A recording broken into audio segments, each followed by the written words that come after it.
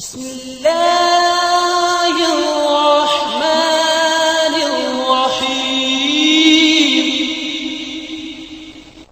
بسم الله الرحمن الرحيم الحمد لله رب العالمين وصلى الله وسلم وبارك على عبده ورسوله محمد وعلى آله وصحبه أجمعين وعلى من تبعهم بإحسان إلى يوم الدين أما بعد.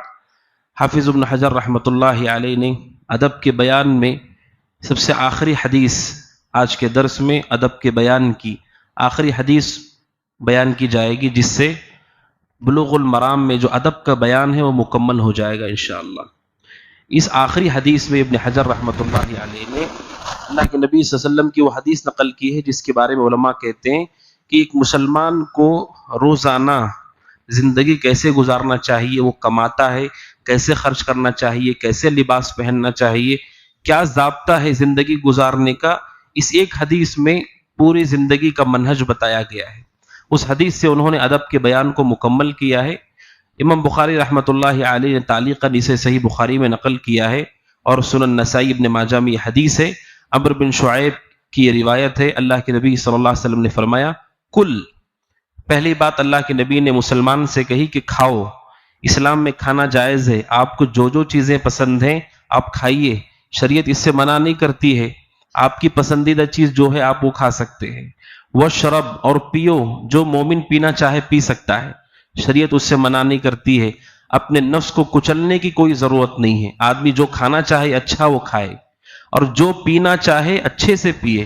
والبس، اور لباس پہنو، جو بھی آپ کو کپڑا پہننا پسند ہے پہنیے، آپ کے لیے اجازت ہے، مباح ہے. یہ اپنے نفس کو کچلنے کی کوئی ضرورت نہیں، اچھا لباس پہنیے. وتصدق، اور صدقہ کیجیے، آپ کے مال میں سے دوسروں کو بھی دیجیے. اللہ کے نبی صلی اللہ علیہ وسلم نے 4 باتوں کا حکم دیا. مومن کو زندگی ایسے ہی گزارنا چاہیے، اچھا کھانا چاہیے، اچھا لباس پہننا چاہیے، اچھا پینا چاہیے اور صدقہ کرنا چاہیے. یہی زندگی گزارنے کا طریقہ ہے. اللہ کے نبی صلی اللہ علیہ وسلم نے بیان کیا. اس میں رد ہوتا ہے ان زاہدوں پر جو صوفیہ میں سے تھے، جنہوں نے یہ کہا اچھا لباس پہننا مومن کو زیب نہیں دیتا، اچھا کھانا کھانا مومن کو زیب نہیں دیتا، اچھی سواری پر چلنا مومن کو زیب نہیں دیتا. یہ صوفیوں کی بات حدیث کے خلاف ہے، اس لیے کہ اللہ کے نبی نے کہا مومن کو جو پسند ہے وہ کھانا چاہیے، جو آپ اچھا لباس چاہتے ہیں وہ پہنیے. بلکہ سنن ترمذی کے حدیث میں یہاں تک کہا گیا، عبداللہ بن عمرو کی حدیث ہے، اللہ کے نبی نے فرمایا جب اللہ کسی کو نعمت دیتا ہے، مال دیتا ہے، نعمت دیتا ہے، اسے پسند ہے کہ اس نعمت میں اپنے بندے کو دیکھے، کہ آپ وہ نعمت اللہ نے جو دی ہے اس نعمت سے فائدہ اٹھائیے. اللہ نے آپ کو مال دیا، اچھا لباس پہنیے، اچھا کھائیے، اچھے گھر میں رہیے، اچھی سواری استعمال کیجیے. یہ اللہ کے فضل کا اظہار ہے. آپ یہ لوگوں کو بتاتے ہیں کہ اللہ سبحانہ و تعالیٰ کا یہ فضل ہے. اللہ سبحانہ و تعالیٰ کو پسند ہے کہ بندہ اس کی نعمت کو لوگوں کے سامنے بتائے. ہمیشہ ایسے نہ بتائے کہ وہ بہت پریشان ہے اور لوگوں کو لگے کہ اللہ نعوذ باللہ بہت ظلم کر رہا ہے. ایسا نہیں ہونا چاہیے. اب اچھا کھائیے، پہنیے، یہ اللہ کو پسند ہے. لیکن 2 شرطیں ہیں اس حدیث میں. ان 2 شرطوں کے ساتھ ہی یہ ساری نعمتوں سے فائدہ اٹھانا چاہیے. پہلی شرط ہے فی غیر اسراف، ایک ہے اسراف نہیں کرنا چاہیے، فضول نہیں کرنا چاہیے. اسراف کسے کہتے ہیں؟ حاجت سے زیادہ آدمی کا کسی چیز کو استعمال کرنا. جیسے مجھے 10 جوڑے کی ضرورت ہے، میں اگر 15 خریدتا ہوں تو یہ اسراف ہے. مجھے 1 سواری یا 2 سواری کی ضرورت ہے گھر میں، اگر میں 5 خریدتا ہوں تو یہ اسراف ہے. فضول خرچی یہ جائز نہیں ہے، آدمی اس میں اپنا مال نہ لگائے. اسی طرح آدمی کو 1 پلیٹ کی ضرورت ہے کھانے کی، وہ 2 3 پلیٹ منگواتا ہے، یہ اسراف ہے، یہ جائز نہیں ہے. آدمی 2 روٹیوں سے اس کا پیٹ بھر جاتا ہے، وہ 3 کھا لیتا ہے، یہ بھی اسراف ہے. اسراف پہننے میں بھی ہوتا ہے، آدمی کو جتنے جوڑے چاہیے اس سے زیادہ لے کر رکھ لیا ہے. آدمی کا کھانے میں بھی اسراف ہے، اتنا زیادہ کھانا کھائے کہ اس کا پیٹ خراب ہو جائے، یہ جائز نہیں ہے. ابن تیمیہ رحمۃ اللہ علیہ کہتے ہیں اتنا زیادہ کھانا کھا لے کہ اسے دوائی کی ضرورت پڑ جائے اسے ہضم کرنے کے لیے، یہ جائز نہیں ہے. اس لیے کہ یہ بھی اسراف ہے. آپ کو جتنی ضرورت ہے آپ کھا سکتے ہیں، اس سے زیادہ نہیں کھا سکتے. کھانے میں بھی اسراف نہ ہو، کپڑے پہننے میں بھی اسراف نہ ہو. اور تیسرا صدقے میں بھی. صدقے کا اسراف کیا ہے؟ جن کی ذمہ داری ہمارے اوپر ہے ہم وہ ذمہ داری نہیں پوری کر رہے ہیں اور آپ اس کے علاوہ میں خرچ کر رہے ہیں. جیسے زکوٰۃ ہمارے اوپر فرض ہے، آدمی زکوٰۃ نہیں دے رہا ہے ہر سال حساب کر کے 2.5، لیکن 500 1000 2000 یہاں وہاں تقسیم کر رہی ہے، ایسا نہیں ہوگا۔ آپ کا فریضہ آپ کے اوپر ہے، اس میں آپ کو پہلے آگے بڑھ کے ادا کرنا ہوگا۔ نمبر 2، جن کی ذمہ داری آپ کے اوپر ہے ذمہ داری ادا کیجیے، اسراف سے بچیے، جو ذمہ داری ہے اس کو ادا کیجیے۔ کھانے پینے پہننے صدقے ان سب میں خیال کرنا چاہیے کہ آدمی حد کو پار کر کے آگے نہ جائے۔ اور دوسری شرط ہے ولا مخیلہ، تکبر سے بچنا چاہیے، دکھاوے سے بچنا چاہیے۔ اگر کوئی آدمی کھاتا ہے تکبر کے لیے، لوگوں کو دکھانے کے لیے، پہنتا ہے دکھانے کے لیے، خرچ کرتا ہے دکھانے کے لیے، تو یہ ساری کے ساری اس کا خرچ اور اس کے سارے اعمال ایک تو ضائع بھی ہیں، نمبر 2 آدمی اس کی وجہ سے اپنے دشمن کو بڑھاتا ہے۔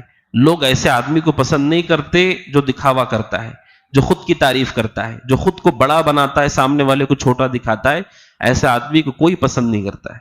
صرف مجبوری کی وجہ سے ہو سکتا ہے کوئی آدمی تعریف کرے آپ کی کہ ہاں آپ بہت بڑے آدمی ہیں۔ علماء کہتے ہیں خود کی تعریف کرنے والے کو کوئی پسند نہیں کرتا، یہ حقیقت ہے۔ اس لیے جائز نہیں کہ آپ مسلمانوں کا دل دکھائیں تکبر کے بعد، تکبر سے بھری باتیں کر کے، اپنی نعمتوں کو دکھا کر کے۔ کوئی آدمی کسی کو اپنے گھر بلائے صرف اس لیے کہ اسے گھر دکھا سکے کہ میرا گھر کتنا بڑا ہے اور میری سواریاں کتنی زیادہ ہیں، میرے کپڑے کتنے زیادہ ہیں۔ اللہ کے نبی نے کہا ولا مخیلہ، زندگی میں یہ صفت نہیں ہونا چاہیے۔ آپ جو چاہیے کھائیے پیجیے، کوئی مسئلہ نہیں، لیکن دکھاوے کی نیت نہ ہو۔ اگر یہ ہوتا ہے تو ایک تو اس کا عمل بھی ضائع ہوتا ہے، نمبر 2 وہ مومنوں کا دل دکھا کر اپنے دشمنوں کو بڑھاتا ہے۔ ایسے آدمی کو لوگ پسند نہیں کرتے ہیں۔ اور اللہ کے نبی علیہ الصلوۃ والسلام نے اس حدیث میں جو حکم دیا ہے وہ یہ ہے کہ مومن کی زندگی 2 گناہوں کے بیچ میں ہونا چاہیے۔ 2 گناہوں کے بیچ میں کیا ہیں 2 گناہ؟ عمر بن عبدالعزیز رحمۃ اللہ علیہ سے کسی نے پوچھا آپ اپنی بیوی کو کتنا خرچ دیتے ہیں، کتنا کھلاتے ہیں اپنی بیوی کو؟ انہوں نے کہا 2 گناہوں کے بیچ میں ایک نیکی، 2 گناہ کے بیچ میں ایک نیکی۔ 2 گناہ کیا ہیں؟ ایک ہے فضول خرچی، دوسرا ہے کنجوسی۔ فضول خرچی اور کنجوسی، اس کے درمیان مومن کی زندگی ہوتی ہے، 2 گناہوں کے بیچ میں ایک نیکی، جسے کہا گیا ہے ایسے مومن کی زندگی ہونا چاہیے۔ اور جو خرچ کرے اس کے اندر تکبر اور گھمنڈ نہ ہو۔